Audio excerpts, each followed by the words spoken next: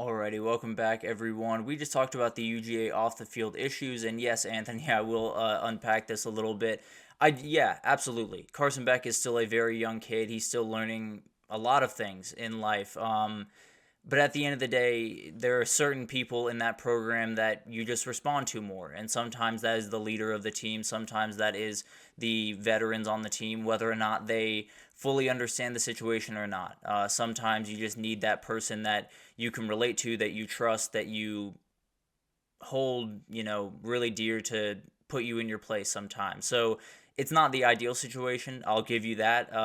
The idea of a kid having to get other kids under control is not necessarily the way that I'd love for this to go about, but if it's the way that they need to go about it, then I'm all on board. But let's jump into recruiting and let's move off that just for a little bit. Recruiting has just been absolutely insane. There's so many big time recruitments coming up and commitments that are just going to shake up the entire recruiting world. But there has been a team that has been absolutely rolling, and it is the Michigan Wolverines. They have brought in a couple of big-time recruits over the last couple of days, and one of them they stole from Notre Dame, which is very, very nice for a Michigan fan.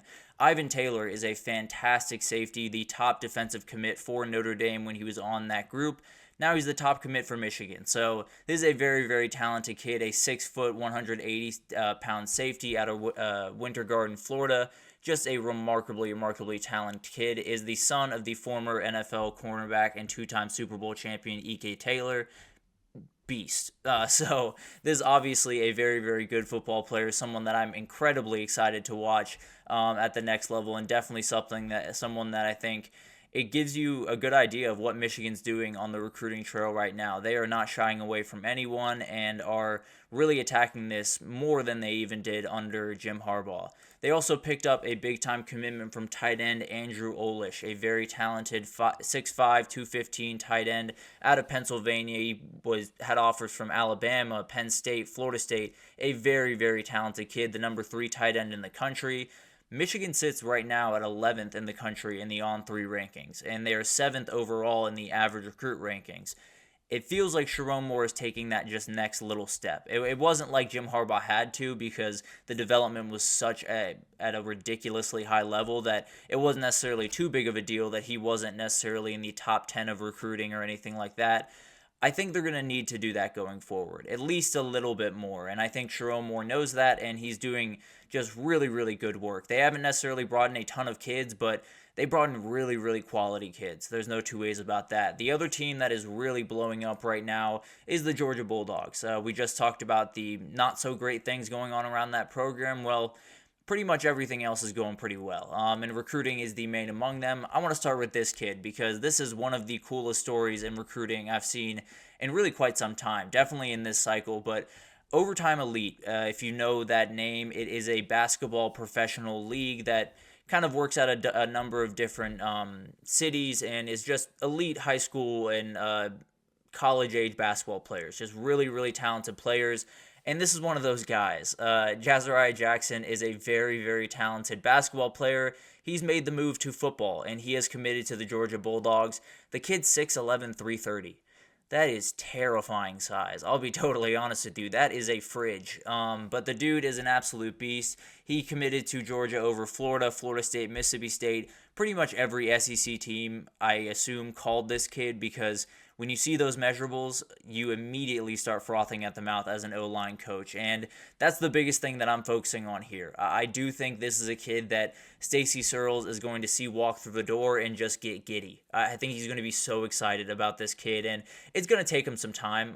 The footwork is going to be good, but it's different footwork. He definitely does have some of that mobility that you need to play possibly offensive tackle that I tend to believe he will end up playing. I think guard would be quite a tall proposition for someone that tall. But at the end of the day, I do think Stacy Searles is going to make this kid into just a monster. If you can make sure that his drop step is good enough and maybe shave 10, 15 pounds off that frame, it's going to be nearly impossible to get around this kid. So it's going to take some time, no two ways about that, but I expect him to be starting for Georgia at some point. I'll just put it that way. And then a safety they brought in, Jaylen Morgan, a very talented 4-star safety out of Murfreesboro, Tennessee. A just Really, really hard name to say. But he chose the Bulldogs over Florida, Ole Miss, Mississippi State, a very, very good pickup. And it feels like Travarius Robinson is finding his groove at Georgia. It feels like he's starting to bring in those elite players that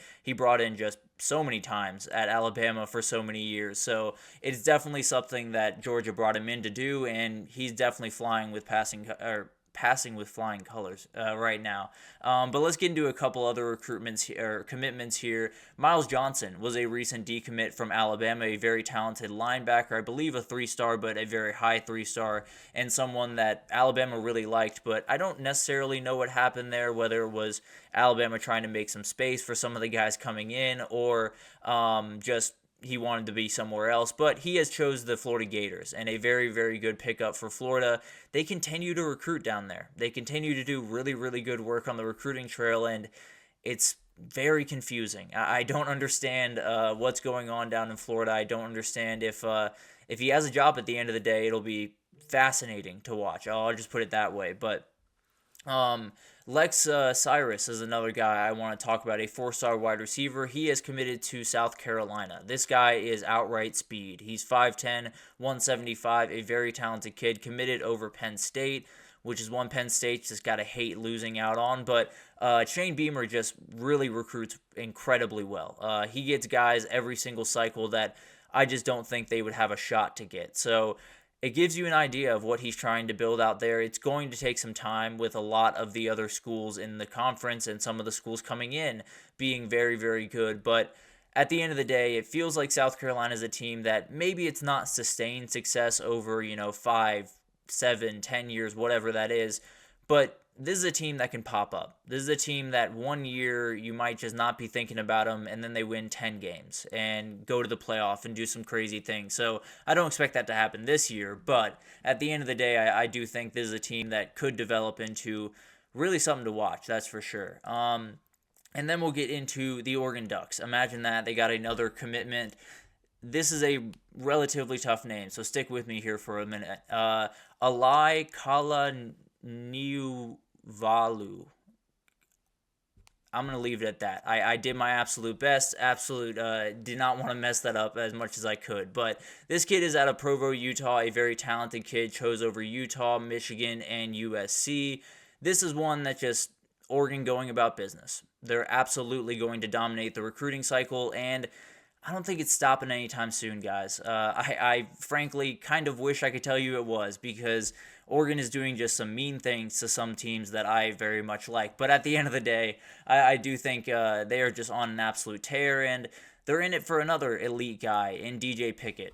This guy is the number one corner in the country. He will decide next Wednesday on the 17th, so this one's a little bit confusing because there have been a lot of beat reporters that I've seen say LSU, Miami. Those are the two teams that are fighting for this. I've also seen a couple of predictions from the Oregon beat writers that he's going to pick Oregon. So I have no earthly idea. I am at the point in this recruiting cycle where if Oregon is in the top 3, I'm not picking against them. Just plain and simple. I learned that with DeCorian Moore when I thought it was going to be Texas. It was not Texas. And so I'm going to go Oregon with this one. I don't necessarily know that for sure. I think LSU is very much still in on this one. But at the end of the day, it feels like no one's beaten Oregon. So I'm just going to roll with that for the time being. LSU might get some good news here, though. Jabori Antoine, a very, very talented kid, 4-star cornerback. He was a former LSU commit, but he's set to make his decision between LSU, Florida State, and Miami going forward. It feels like there might be some momentum behind the Florida teams, but it was a very weird thing because he decommitted from Florida State, or from LSU, excuse me, and then immediately had a crystal ball about 20 minutes after he decommitted. So it could be LSU. He could find his way back to being a Tiger, and if I had to make a guess, I think that's where I would pick, if I'm being honest. But at the end of the day, just a remarkably confusing recruitment. I'm not sure where he's going to end up at the end of the day, but a very talented kid nonetheless, and whoever gets him is getting a very good player. Vernon Brown Jr. is an elite wide receiver, a 5-star wide receiver that is down to Ohio State, Florida, and Miami. So this is kind of a Florida battle. Ohio State was in it for quite some time and was fighting, but weirdly enough, this recruiting class on the wide receiver front for Ohio State is not necessarily quite as strong as it has been in the past. They made some pushes for some those top guys and got some really good players in that wide receiver class, but not necessarily what they normally get. Now, they do have Chris Henry the third coming up in 2026, so not necessarily an issue by any means, but I expect this one to be Florida. Tom Loy, the national recruiting analyst over at 24/7, put in a crystal ball for them to pick him up, and it goes back to what I was talking about with Florida. It is the most confusing program in the country. I tend to believe that Billy Napier is in one of the worst spots going into this season, probably only behind Sam Pittman over at Arkansas, and I don't know if he has a job at the end of the season, but he keeps recruiting at a really high level. The culture down there still seems really solid somehow. It's just incredible to watch. So it's one of the most confusing programs in the country, and this year could be a very, very confusing year for sure. But at the end of the day, it'll be just incredible to watch that team unfold. Trey McNutt is another guy I want to talk about, a very talented five-star safety. He's down to Oregon, USC, A&M, Florida, and Ohio State. This is Oregon's recruitment to lose. I feel pretty confident in that. There was a long time where Ohio State was leading, and I think they're still very much in the fight here, but I think it's going to be Oregon. I think him and Jonah Williams have been just picking up way too much smoke towards the Oregon direction for them not to be Oregon Ducks, and if that happens, 2 5-star safeties in that class. And then if they add DJ Pickett, 5-star corner. And that goes along with 2 5-star wide receivers. It's just ridiculous what Dan Lanning and company are doing up there.